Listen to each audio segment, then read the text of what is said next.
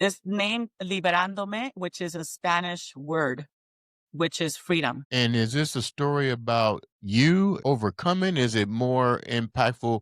Is it a story based on your mother? It's a story about me. However, it's a very strong presence. My mother is a character in the play. So people can see that my mother killed her boyfriend, became a fugitive, and went to prison.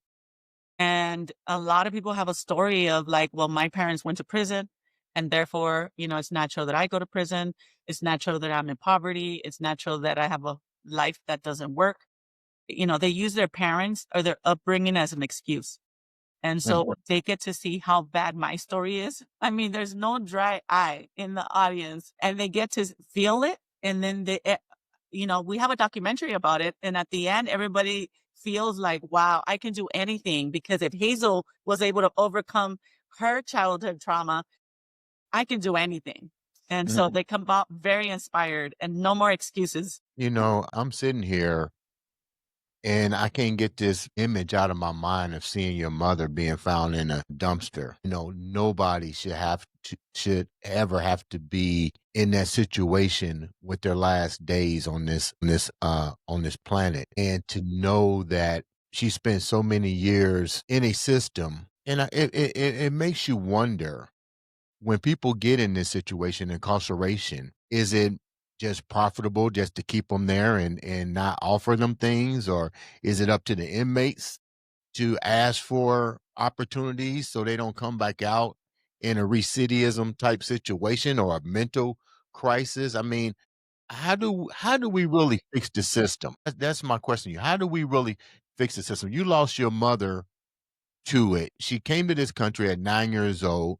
At that particular point in time, you probably didn't need all these paperworks and stuff. You know what I mean? And the same with her trying to live the American dream, she wind up at the end going back to Mexico and wind up dying there.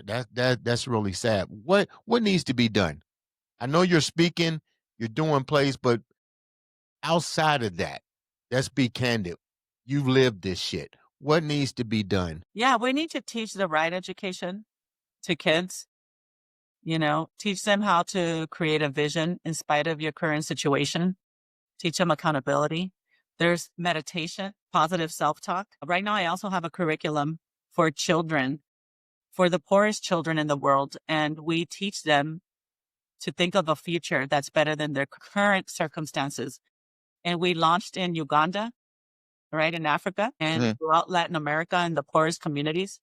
And then here, I launched it in Los Angeles Unified School District. The program is called Little Alchemists. And basically, though, my big vision is to end mass incarceration. So at the current level with the incarcerated, they need,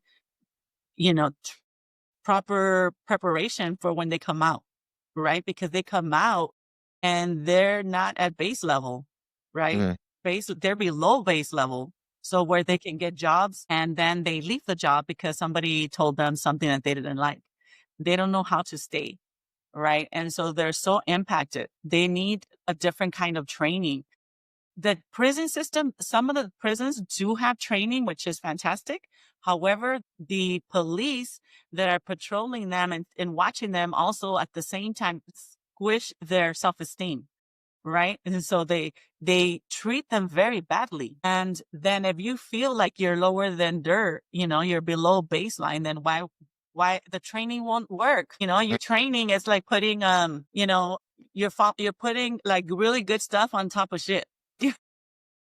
But you're talking about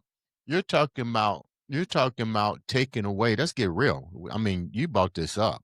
Prisons are corporations now. They can care less about prison reform.